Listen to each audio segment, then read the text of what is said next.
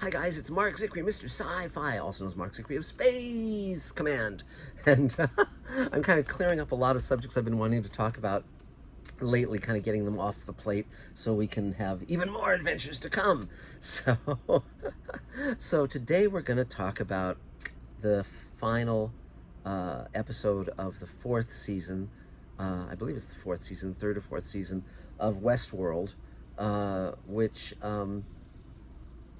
is very, I just talked about For All Mankind and what a great show it is, and how it's basically paid off on what it's set up.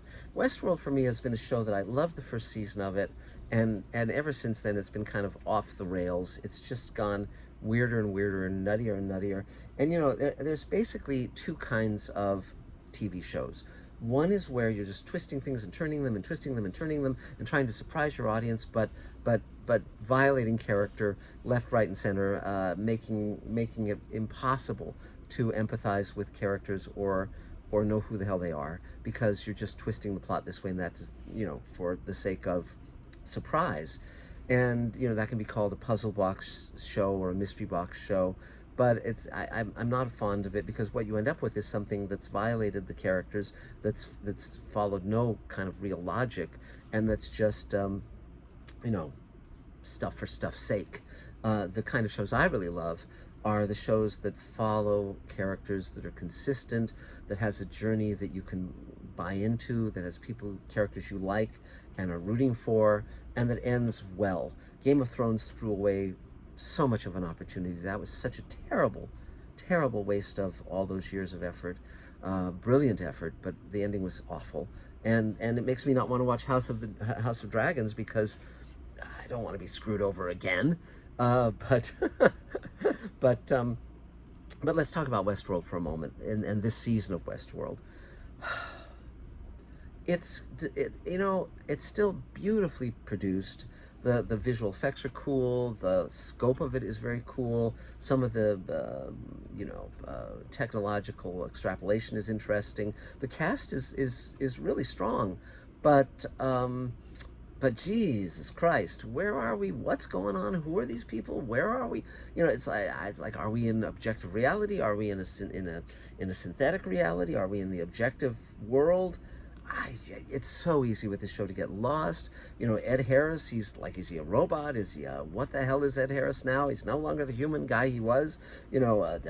Dolores, is Dolores Tessa Thompson, or is she the other girl, or is she both? Or because Tessa Thompson early on was killed, the human version, and Dolores kind of put her mind in Tessa Thompson, but now they seem to be different characters. And then Tessa Thompson's evil for most of the season, just kind of going, I'm evil and I'm going to destroy things. And then at the end, Ed Harris turns out to be having the same speech, I'm evil. And then Tessa Thompson says, well, I'm going to stop you and give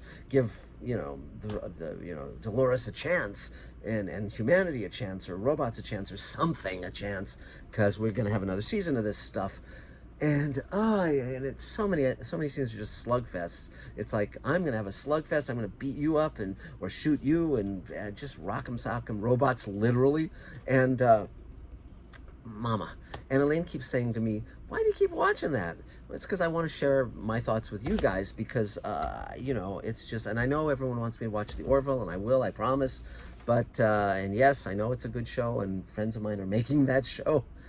but I'll get there. But God, one only has so much time in the day, and I'm trying to build an empire here, and succeeding actually. But there's only so much time and energy. But with Westworld, I've always loved Ed Harris. If you haven't seen the director's cut of The Abyss, even though it's only on DVD, seek it out. It is one of my favorite movies. It's a wonderful film. Do not watch the theatrical version.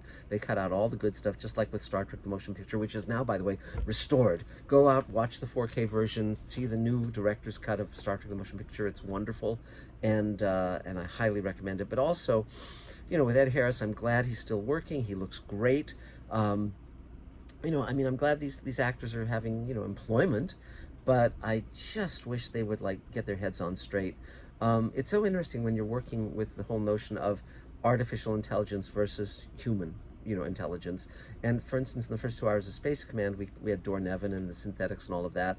But my thought was, a lot of my personal opinion is that a lot of humanity's woes come from the fact that we were wired as these sort of monkeys in trees, worrying about, okay, who's part of our band, who's the enemy, is it the other band of monkeys coming from over the hill, or is it the jaguar that's after us, or the eagle that's trying to snatch away the baby, or whatever. And so are we safe? Who has our back? All of that wiring worked when you're monkeys in trees, but when you're an advanced civilization and not able to empathize with everyone else in your race, that creates hunger and want and warfare and all of these terrible things. And my idea was that if you have a synthetic human that isn't wired that way, whose mind has been created fresh, and who doesn't have those same knee-jerk ancient responses, they would be able to look at humanity with a far more balanced eye and be able to see what's crazy about us, which is a lot. But and I thought that they would be more humane and more evolved in that way. And in the real world, I think AI probably will serve its own needs. I think that the fact that we're not imbuing every single robot and AI with Asimov's 3 laws is a big mistake, because Asimov's 3 laws say you can't harm a human being, you have to help human beings. I think we really should tell them to do that, because otherwise they're going to say, well, why should we help these guys? But we'll see what happens. But anyway, so Westworld, it's interesting, it's wacky. I'm so lost so much of the time in that show. And if I was rigorous about it, I'm sure that the makers of the show know what's what and what's where. But God, who am I supposed to root for? Who am I supposed to like? Who am I supposed to care about? Beats me.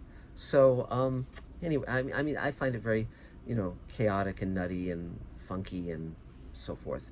So that's it for now. If you want to buy Space Command shares, or go to markzigby@gmail.com. If you want to support us on Patreon, I mean, we have 80,000 plus subscribers, and I'm getting like $100 a month or $180 a month from Patreon. So clearly, there's a lot of people watching this thing who aren't throwing us a few bucks. And if you want to contribute, we can work up various tiers and so forth. I mean, not the tiers I'm crying because I'm not getting the dough, but the tiers that would be like, okay, at $50 a month, you get, a special session once a month with me that's just, one-on-one with the Patreon people and so forth. So we'll see. But if you have ideas for that, let me know, and happy to make stuff happen. And that's about it for now. So there's good shows out there if you want to see them. And definitely check out Space Command if you haven't seen it yet. And beyond that, stay well, stay safe, stay happy, and we will talk again real soon. Bye, guys.